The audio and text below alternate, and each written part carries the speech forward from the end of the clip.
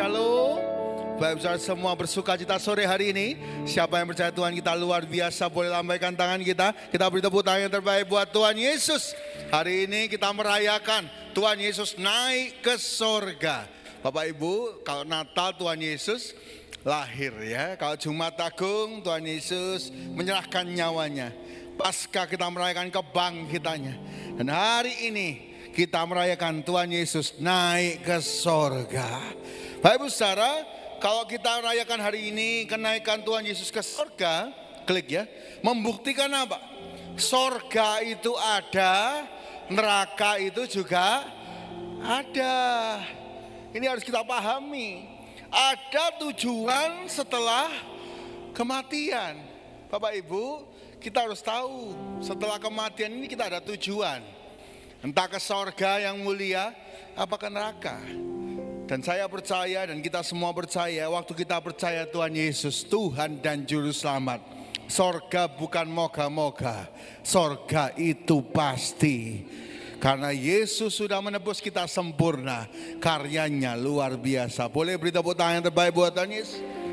Bapak Ibu Saudara, dan kita tahu seringkali kita ngomong ya, di dunia ini, orang dunia seringkali kita ngomong ya, di dunia ini mampir ngombe. Kenapa? Karena kalau Bapak Ibu, mic ini adalah hidup kita 70-80 tahun, maka panggung ini, bahkan seluruh gedung ini, itulah hidup kekal. Hidup kita cuma sebentar, tapi bila hidup kita hari jadi berkat. Ya, kenaikan Tuhan Yesus membuat kita mengerti ada sorga, ada neraka. Perjalanan orang Kristen akan sama seperti Tuhan Yesus ya, lahir, nanti kita saatnya, waktunya meninggal, tapi kita akan dibangkitkan. Pertama-tama orang yang mendahului kita ya. Jadi 1 Tesalonika 4 yang dibangkitkan pertama itu siapa? Orang-orang yang lagi beristirahat ya, lagi di kuburan.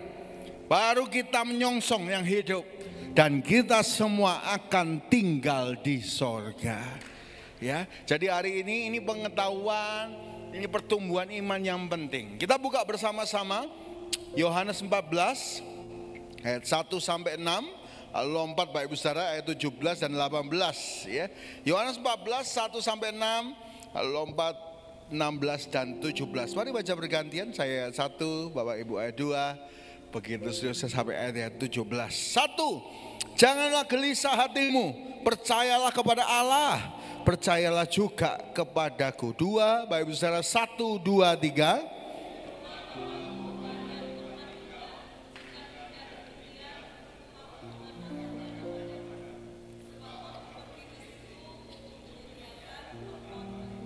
Tiga, dan apabila aku telah pergi ke situ dan telah menyediakan tempat bagimu, aku akan datang kembali dan membawa kamu ke tempatku, supaya di tempat di mana aku berada, kamu pun berada. 4, 1, 2, 3. 5, kata Thomas kepadanya, Tuhan, kami tidak tahu kemana engkau pergi, jadi bagaimana kami tahu jalan ke situ? 6, 1, 2, 3.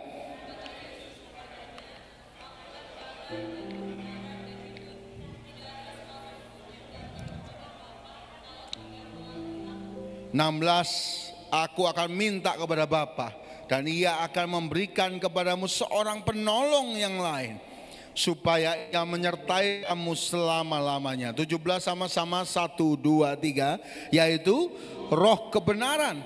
Dunia tidak dapat menerima Dia, sebab dunia tidak melihat Dia dan tidak mengenal Dia. Tetapi kamu mengenal Dia, sebab Ia menyertai kamu dan akan diam di dalam kamu. Amin. Bapak Ibu Saudara, apa dampak kenaikan Tuhan Yesus bagi hidup kita? Ada 3 dampak hari ini yang kita harus mengerti. Yang pertama, ketika Tuhan Yesus naik ke sorga, Dia menyediakan tempat tinggal bagi kita. Yang pertama, kita memiliki kepastian tempat tinggal, yaitu di sorga. Bapak Ibu, dikatakan di sorga banyak tempat tinggal. Tenang Bapak Ibu, kita nggak akan sold out ya. Oh Pak, sudah habis rumah di sorga. Enggak. Bahkan Tuhan yang menyediakannya bagi kita. Banyak orang berusaha ya, ada saudaranya meninggal, dikirimi rumah-rumahan gitu ya, dikirimi mobil-mobilan, dikirimi duit. Dengar baik-baik Bapak Ibu, waktu nanti kita semua yang percaya Tuhan sampai di sorga, gak perlu dikirimi apa-apa. Tuhan sudah menyediakan rumah yang indah, yang penuh kemuliaan Allah. Bapak Ibu, di sorga itu menarik bukan karena lantainya emas, bukan karena dindingnya batu permata. Oh aku kepingin lihat batu permata. Atau karena pintu-pintunya mutiara yang utuh. Tapi karena kalau kita ke sorga itu menarik dan indah, karena ada kemuliaan Tuhan dan pribadi Tuhan.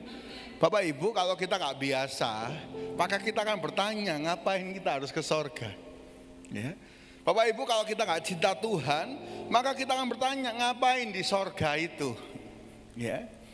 Padahal Tuhan begitu mencintai kita. Klik ya, supaya di mana Tuhan berada, kita berada, menunjukkan kasih Tuhan yang ingin selalu bersama dengan kita.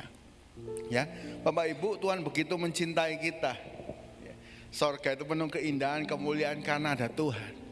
Kita pengen ke sana karena ada Tuhan, bukan yang lain. Karena itu Bapak Ibu, ayo kita biasakan, ya, bangun persekutuan dengan Tuhan. Mari kita bersekutu terus dengan Tuhan. Supaya kalau kita sampai di sorga, kita nggak kagok, kita nggak asing. Bapak Ibu pernah nggak Bapak Ibu pergi, lalu Bapak Ibu nggak kenal siapa-siapa? Kira-kira perjalanan itu menyenangkan apa nggak menyenangkan? Wah, 50-50 kadang Pak. Kalau terlalu kita diasingkan, nggak menyenangkan. Ya, kalau hari ini kita ke sorga, ya, banyak orang mikir, kenapa ya kita ke sorga? Ngapain kita di sorga? Oh berarti belum cinta Tuhan. Kita ke sorga supaya kita selama-lamanya bersama dengan Tuhan yang begitu mengasihi kita dan kita mengasihi Tuhan. Boleh beri tepuk tangan yang terbaik buat Tuhan Yesus. Anak-anak muda ya, kalau nggak biasa biasanya tanya, Pak Pendeta, saya suka main futsal, kira-kira di sorga ada lapangan futsal nggak? Waduh ya, pendetanya bijaksana. Minggu depan tak jawab ya. Setelah minggu depan ditagih ya. Ya apa Pak Pendeta? Ada nggak lapangan futsal? Pak Pendeta jawab ya. Ada. Besok kamu jadwal main di sana. Karena berangkat di sini. Ojo Pak Pendeta, ojo ya. Bapak Ibu, kadang kita memikirkan duniawi, kita bawa ke sorga, gak cocok. Ya. Kira-kira di sorga ada KFC, McD atau AW gak Pak? Saya suka itu. Pak Bisa di sorga bukan bicara dengan makan, minum, kawin, mengawinkan. Bukan bicara tentang hobi kita. Tapi kalau di sorga, di situ kita bicara tentang kasih kita kepada Tuhan. Kita hidup selama-lamanya bersama dengan Tuhan. Sukacita selamanya. Karena itu Bapak Ibu Saudara, hari ini ayo kita bangun persekutuan. Ayo kita melekat kepada Tuhan. Bersama Tuhan dalam kemuliaan dan keindahan sorga. Filipi 3:20 menjelaskan kepada kita. Mari kita bersama-sama baca ya. Filipi 3:20, 1, 2, 3. Karena kewargaan kita adalah di dalam sorga. Dan dari situ juga kita menantikan Tuhan Yesus Kristus sebagai juru selamat. Waktu kita percaya Yesus, kewarganegaraan kita dua. Ya, kalau di dunia internasional ada namanya bipatrit. Orang punya warga negara dua. Ya, kalau yang punya dua tambah satu lagi, sorga. Kita warga negara Indonesia, kita juga warga negara sorga. Karena itu pasti kita pulang ke sorga. Jadi kalau Bapak Ibu ada yang meninggalkan dunia ini cuma pindah alamat. Dulu Sutorejo, ya, dulu Mulyosari, ya. Sekarang pindah sorga yang mulia. Karena itu kalau kita tahu warga negara sorga, klik ya, biasakan hidup kerasan di sorga. Saya kasih kata kerasan di sini ya, harusnya kasih tanda kutip kerasan. Karena kita belum tentu kerasan kalau kita nggak biasa bersekutu. Ya. Kalau kita nggak membiasakan diri di sorga menyembah Tuhan, hidup bersama Tuhan, berjalan dengan Tuhan, kita nggak akan kerasan di sorga. Karena itu lepaskanlah hak kedagingan kita dan biar rohani kita melekat kepada Tuhan. Bapak Ibu, saya kasih contoh Bapak Ibu ya. Kalau kita ke Singapura ya, maka kita nggak boleh buang sampah sembarangan. Ya, denda. Kita nggak boleh meludah sembarangan. Meludah sembarangan nggak boleh. Begitu ketahuan denda. Ya. Bapak Ibu, kita nggak boleh nyebrang sembarangan. Harus di zebra cross. Wah, tapi kalau orang Indonesia tangannya ini sakti Bapak Ibu. Nyebrang gini, nyetop truk, truk itu berhenti. Nyetop mobil semua berhenti. Kalau di Indonesia kita bebas ya. Begitu di sana. Kita harus biasakan hidup di sana. Ya. Kalau di Singapura kita harus ikut aturan Singapura. Kalau di sorga kita biasakan hidup di sorga. Di sorga itu kudus Bapak Ibu. Ayo kita semakin hari semakin kudus, semakin berkenan kepada Tuhan. Hal yang menarik Bapak Ibu bagi kita yang hidup di Surabaya itu biasa ngerklakson ya. Tin tin tin, lampu merah belum hijau aja tin. Begitu saya ke Malang, ke Jogja, Bapak Ibu diem aja di lampu merah padahal sudah hijau. Mereka nggak akan ngelakson, mereka ngelewati. Culture shock kadang ya. Wah, kalau di Malang, di Jogja jarang ada dengar bel. Kalau di Surabaya semua dibeli Bapak Ibu. Mau masuk rumah ngebel, tin tin. Mau ada lampu merah ngebel, tin. Semua dibel. Gaya hidup yang berbeda. Hari ini kalau Tuhan Yesus naik ke sorga, berarti satu kali kita ke sorga. Kita warga negara sorga. Ayo kita hidup, biasakan bersekutu dengan Tuhan. Semakin kudus, melupakan, meninggalkan yang mengikat kita ya. Saya baca sebuah ilustrasi Bapak Ibu. Ada seorang perokok, dia kebetulan sampai di pintu sorga. Lalu dia mulutnya kecut, dia pengen ngerokok. Dia ambil rokoknya lalu tanya malaikat, api di sini ada? Ada, api gede di bawah itu, neraka. Akhirnya pindah ke neraka. Bapak Ibu, kita semua harus bertumbuh. Apapun dosa kita, ya, ayo kita tinggalkan. Sampai satu kali kita dapati kudus tidak bercelah. Yang suka rasan-rasan, ayo berhenti rasan-rasan. Yang kepahitan, ayo lepaskan kepahitan kita. Orang yang hatinya penuh sampah, gak kudus, gak akan bisa masuk surga, gak akan lihat kemuliaan Allah. Karena itu kita mencatat, kejarlah kekudusan. Ya, Ibrani 12, kejarlah kekudusan dan hiduplah damai dengan semua orang. Biarlah kita semua kudus, semakin hari semakin berkenan dan memuliakan Tuhan. Yang mau beri tepuk tangan yang terbaik buat Tuhan Yesus. Yang kedua Bapak Ibu Saudara, apa dampak kenaikan Tuhan Yesus ke surga? Yang pertama, kita memiliki kepastian tempat tinggal. Setelah kita nanti pulang ya, meninggal, apa yang terjadi, kita punya tempat tinggal di sorga. Bahkan ada hamba Tuhan yang punya penglihatan, rumah itu ada namanya satu-satu.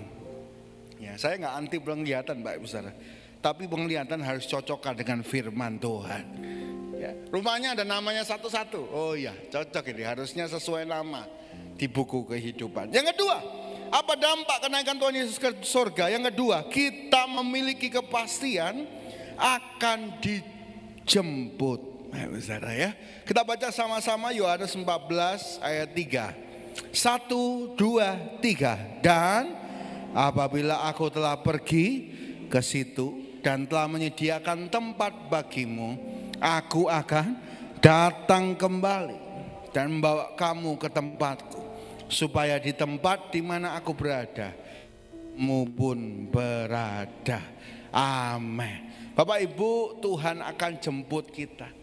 Setelah selesai menyediakan tempat tinggal bagi kita, Tuhan akan jemput kita semua. Bapak Ibu, kalau Tuhan yang jemput, tidak mungkin tersesat.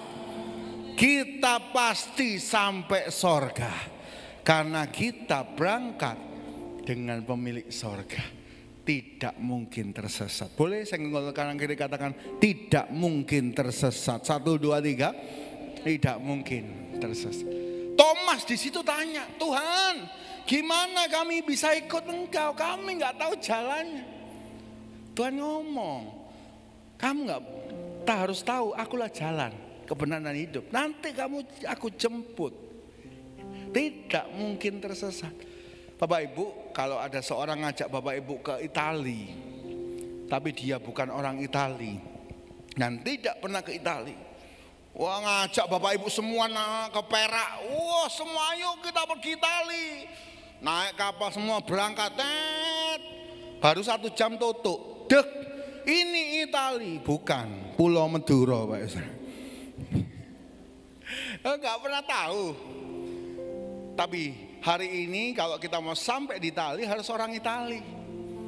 Kalau hari ini kita mau sampai sorga, kita bersama Tuhan Yesus yang dari sorga turun ke dunia menyelamatkan kita dan kembali ke sorga. Beri tepuk tangan yang terbaik Tuhan Yesus. Tidak mungkin tersesat. Karena itu bersama Tuhan Yesus ke sorga itu bukan moga-moga, tapi sebuah kepastian. Pasti sampai sorga. Saya berdoa Bapak Ibu kita semua kumpul di Sutorejo gereja, kumpul di sorga. Ya. Bapak Ibu, Tuhan menjemput kita dalam 2 bentuk. Yang pertama bisa personal, ya. Waktu umur kita sudah habis, ya. Masing-masing kita berbeda, Bapak Ibu Saudara. Tidak semua yang senior lebih dulu, bisa yang lebih junior, bisa. Secara personal Tuhan akan jemput kita. Tapi yang kedua bisa secara komunal Bapak Ibu, yaitu ketika Tuhan datang di awan-awan, kita menyongsongnya, yaitu rapture, pengangkatan. Bapak Ibu saya mau jelaskan sekali lagi ya, saya sering terangkan ini ya. Waktu Tuhan di awan-awan, kita bukan berangkat kayak Superman ya, dus ke awan sambil bisa dada-dada halo, gak bisa Bapak Ibu Saudara, nggak. Kata Alkitab ya 1 Korintus 15, sekejap mata. Jadi tiba-tiba kita lagi nyuci, sekejap mata, loh di awan-awan bersama semua orang kudus dijemput oleh Tuhan. Betapa indahnya saat itu, ya kita dijemput oleh kekasih hati kita Tuhan. Ataupun personal, ya, saat kita nggak ada di dunia. Bapak Ibu satu kali sama Tuhan, dia bersaksi ya, bersharing sama saya. Dia cerita jemaatnya itu salah satu pengerjaannya itu suster ya, di rumah sakit di Surabaya Bapak Ibu. Ya. Suster ini nangani banyak pasien, sudah senior Bapak Ibu. Pilihannya yang ditangani dia kembali sembuh apa harus pulang ke sorga gitu ya. Lalu dia bersaksi kalau yang mau meninggal ini bukan orang percaya Yesus, itu mesti tegang. Mesti tegang. Tegang, matanya lihat ketakutan, lihat sana, lihat sini, teriak-teriak. Itu selalu seperti itu. Katanya ada gelap-gelap lewat, malaikat pencabut nyawa lewat. Tua teriak-teriak terus sampai akhirnya enggak ada. Tapi kalau orang kenal Yesus itu damai. Waktu mau berangkat itu gak teriak-teriak, senyum. Bahkan bisa ngomong, aku sudah dijemput. Aku sudah dijemput, waktuku sudah selesai. Mereka berangkat dengan damai. Karena yang jemput siapa Bapak Ibu? Tuhan Yesus sendiri. Bisa bayangkan ini, satu kali kita akan dijemput, baik secara personal maupun secara komunal. Hari itu bukan hari yang menakutkan. Hari itu hari yang bahagia, penuh damai sejahtera. Kita masuk sorga yang mulia. Beri tepuk tangan yang terbaik buat Tuhan Yesus. Tugas kita apa Bapak Ibu? Kalau tahu mau dijemput, ayo kita mempersiapkan diri ya. Ayo siapkan diri kita. Kalau Tuhan naik ke sorga hari ini kita peringat, Dia juga akan jemput kita semua. Ayo kita siapkan diri kita. Bapak Ibu dalam Matius 25 ada 3 perumpamaan yang menunjukkan hal yang harus kita siapkan. Yang pertama, 5 gadis bijak, 5 gadis bodoh. Apa yang harus kita persiapkan sebelum kedatangan Tuhan? Yang pertama adalah kerohanian yang tetap menyala. Asikkah rohani kita tetap menyala? Menyala abangku. Wah ya, saya berdoa bukan cuma abang yang menyala. Menyala rohaniku. Menyala kokoku, ya boleh, tapi menyala juga rohaninya. Bapak Ibu, kenapa satu buah lampu bisa berhenti menyala? 1, kehabisan minyak. Masihkah kita punya minyak? Masih punya semangat, masih punya kerinduan untuk bersekutu? Atau kasih kita mulai habis? Yang kedua, kenapa lampu itu gak bisa nyala? Karena ada kotoran di dalamnya. Seringkali kita gak bisa menyala rohani kita. Kenapa? Karena kecewa. Wah, pelayanan kecewa. Sosok gereja-gereja gak usah datang, rohaninya drop. Mungkin karena halangan, wah lagi sakit, lagi mengalami ini dan itu. Mungkin karena kemalasan. Ayo kita bersihkan rohani kita, dan biarlah rohani kita tetap menyala sampai Tuhan datang. Rohani kita tetap menyala dan kita didapati hamba yang baik dan setia. Yang pertama, air rohani kita tetap menyala. Katakan sama-sama, tetap menyala. Katakan sama-sama, menyala rohaniku. 1, 2, 3. Ya, menyala rohaniku ya. Ayo rohani kita menyala. Tetap semangat, lihat tanda zaman. Ya, perang di mana-mana. Sekarang manusia gak punya moral. Masa dalam 1 minggu pembunuhan, mutilasi masuk koper itu 2. Bahkan lebih. Ada wanita yang dipotong-potong, dimutilasi, dimasukkan koper. Saya baca ya beritanya. Karena mengambil uang perusahaan 43. Saya kira 43 M. Enggak, 43 juta.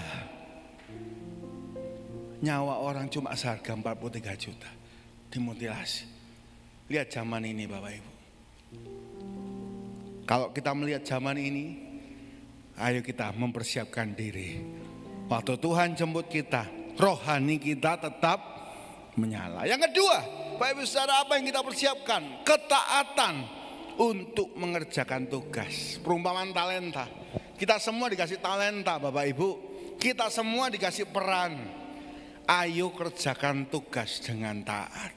Sebagai istri, jadilah istri yang baik sampai Tuhan datang. Sebagai suami, jadilah suami yang baik sampai Tuhan datang. Sebagai anak-anak, kasihlah orang tuamu. Sebagai orang tua, kasihlah anak-anakmu, cucumu. Teman kerja, teman pelayanan.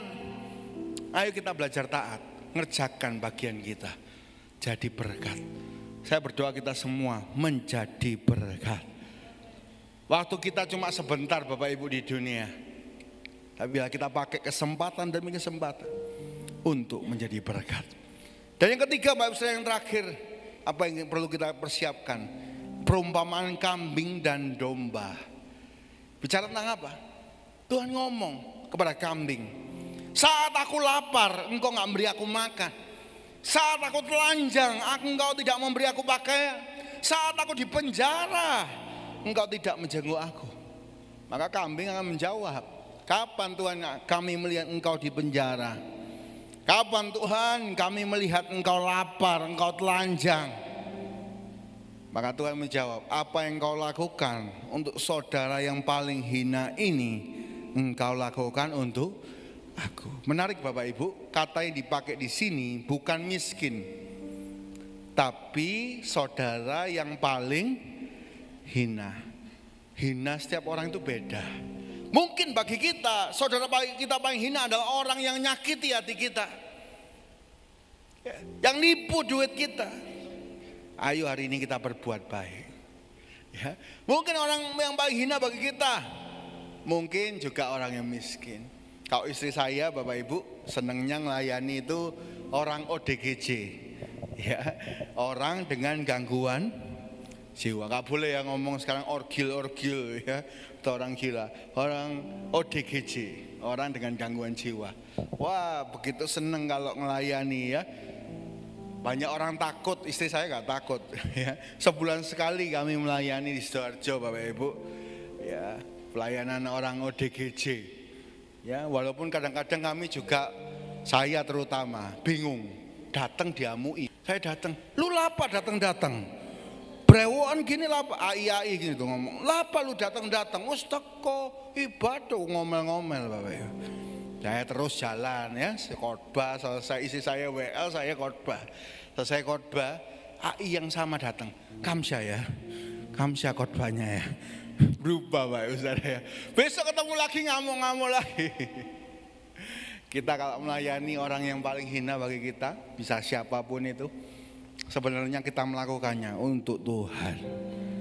Ya, hari ini definisi hina setiap orang itu berbeda loh Bapak Ibu.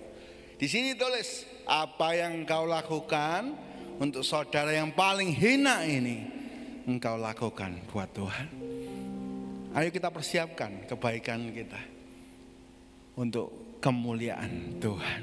Ya, 3 yang dipersiapkan Bapak Ibu sebelum Tuhan mendatang menjemput kita. Yang pertama, kerohanian yang tetap menyala. Pastikan rohani kita nggak ada halangan untuk menyala.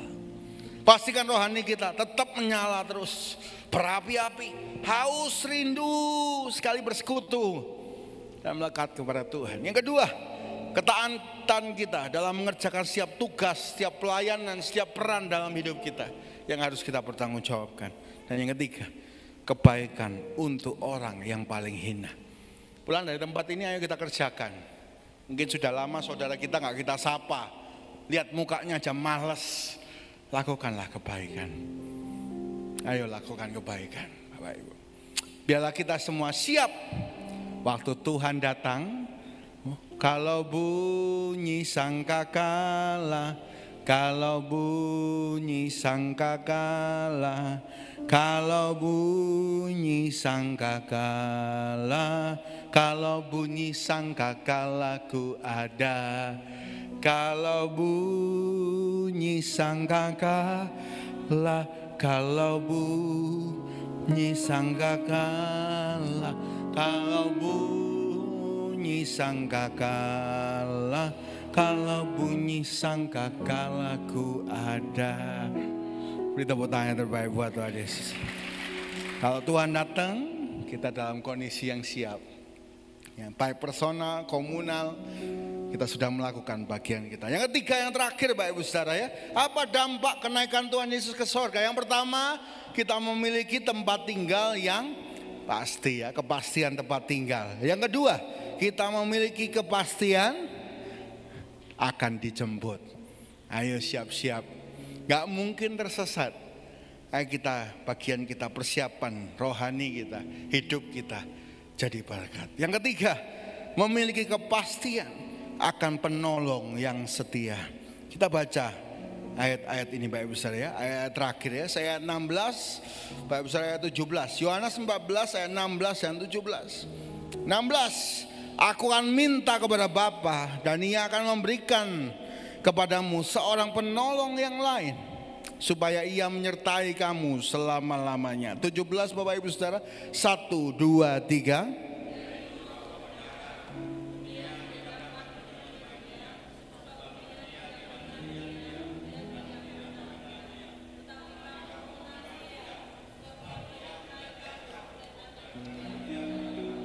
Amin. Bapak Ibu, kalau Tuhan Yesus naik ke sorga, maka Dia akan mengirim Roh Kudusnya, penolong. Bayangkan kalau Tuhan Yesus gak naik ke sorga, maka kita harus menabung uang untuk berangkat ke Yerusalem. Dan di tempat KKR pasti ada calo tiket. Mengalahkan artis-artis sekarang Bapak Ibu, ada calo tiket ketemu Tuhan Yesus. Bisa bayangkan itu, kita war tiket. Untuk apa ketemu Tuhan Yesus? Dan belum tentu ketemu Tuhan Yesus. Betapa jauhnya Tuhan bagi kita. Tapi ketika Tuhan Yesus naik ke surga, Dia mengirimkan penolong, yaitu Roh Kudus, yang menyatakan kuasa Tuhan, yang menyatakan pribadi Tuhan. yang membuat kita mengerti. Bapak Ibu, ada beberapa hal yang Roh Kudus akan lakukan dalam hidup kita. Ya, ini saya tulis, ya, Pak Ibu Saudara, di Warta. Pak Ibu Saudara, kita akan bahas beberapa minggu lagi, terutama tanggal 19, pencurahan Roh Kudus. Ya, saya bahas sedikit aja, nanti kita highlight poin yang kelima. Yang pertama, Roh Kudus itu fungsinya apa? Menginsafkan dunia akan dosa. Bapak Ibu, kalau kita ini tanpa Roh Kudus, kita seringkali tidak ngerti itu dosa. Contoh, kita kumpulan penjudi, kumpul sama kumpulan penjudi. Kira-kira bagi kita judi ini dosa enggak? Ya enggak lah, setiap orang judi kok. Biasa. Kalau kita di kumpulan koruptor, setiap orang ngambil bagian, ya biasa, kita ngambil bagian enggak apa-apa. Tapi begitu kita tahu firman, Roh Kudus terjemahkan, loh ini dosa. Mengingini istri orang lain, suami orang lain, barang orang lain, itu dosa, Pak Ustaz. Roh Kudus itu menginsafkan kita, tahu, oh iya ya aku dosa, aku salah ya. Roh Kudus itu filternya, salah ngomong, salah dengar, salah lihat, salah ngerti. Roh Kudus menginsafkan kita akan dosa, kebenaran dan penghakiman. Yang kedua, Bapak Ibu, ketika kita penuh Roh Kudus, akan memimpin kita kepada seluruh kebenaran. Kita akan mengerti kebenaran firman Tuhan, dijelaskan, oh saya harus seperti ini. Yang ketiga, memberitahukan hal-hal yang akan datang. Yang keempat, memuliakan Tuhan Yesus. Ya, jadi dalam hidup kita pengen memuliakan Tuhan. Kenapa? Karena Roh Kudus yang mendorong kita. Dan yang kelima, yang terakhir yang akan kita bahas, menolong dan menghiburkan. Hari ini Roh Kudus itu menolong dan menghiburkan kita dalam perjalanan kita di dunia. Mungkin hari ini Bapak Ibu menghadapi tantangan, menghadapi kesulitan. Ya. Ayo hari ini kita berdoa. Mungkin ada yang bisa bahasa roh. Bahasa roh itu harusnya Bapak Ibu di kamar sendiri ya. Harusnya bahasa roh itu di kamar sendiri, waktu sendiri. Karena Rasul Paulus berkata, kalau ada pertemuan, ada yang bahasa roh, harus ada penafsir bahasa roh. Karena apa? Karena kalau semuanya bahasa roh, terus orang baru masuk, bingung Bapak Ibu. Ini bukan bahasa Indonesia, bukan bahasa Jawa, ini bukan bahasa Inggris atau Mandarin, bahasa apa? Gitu. Membuat orang mundur. Ya. Harusnya bahasa roh itu di waktu pribadi. Karena itu saya pesan sama WL ya. Saya udah ngomong banyak. Kalau ada satu yang bahasa roh, baiknya satu bahasa Indonesia. Ya, nyembah Tuhan. Ya, kalau ada yang satu bahasa roh, satu bahasa Indonesia, diimbangi. Ya, supaya kita semua ngerti ini lagi nyembah apa, gimana caranya. Yang baik yang punya karunia bahasa roh, baik yang tidak punya. Nah, Bapak Ibu Saudara, ketika kita punya tantangan hidup, kita punya sesuatu yang berat, kita punya sesuatu yang sulit, mungkin kita gak bisa lagi berdoa, sudah capek berdoa. Mungkin kita mau nangis, tapi kita sudah kehabisan air mata. Roh Kudus akan mengucapkan ucapan yang gak bisa kita ucapkan kepada Bapa, sehingga kita mendapat kekuatan. Kita baca ayat terakhir kita Bapak Ibu ya. Roma 8 ayat 26. Roma 8 ayat 26. Waktu kita menghadapi tantangan besar, kesulitan dalam hidup kita, boleh kita berbahasa roh, boleh kita berdoa. Roh itu akan menyampaikan keluhan-keluhan yang gak bisa kita ucapkan, gak bisa kita tangisi lagi kepada Tuhan. Kita baca Roma 8 ayat 26. 1, 2, 3. Demikian juga roh membantu kita dalam kelemahan kita, sebab kita tidak tahu bagaimana sebenarnya harus berdoa, tetapi roh sendiri berdoa untuk kita kepada Allah dengan keluhan-keluhan yang tidak terucapkan. Bapak Ibu, mungkin ada keluhan-keluhan yang gak terucapkan, sakit yang begitu berat, masalah yang begitu berat, hubungan yang begitu berat. Kita itu mau nangisi sampai capek nangis. Kita mau doa gak ada tenaga. Tapi kita mau menghampiri tata Tuhan, mungkin kita cuma nyanyi atau kita sedang bahasa roh.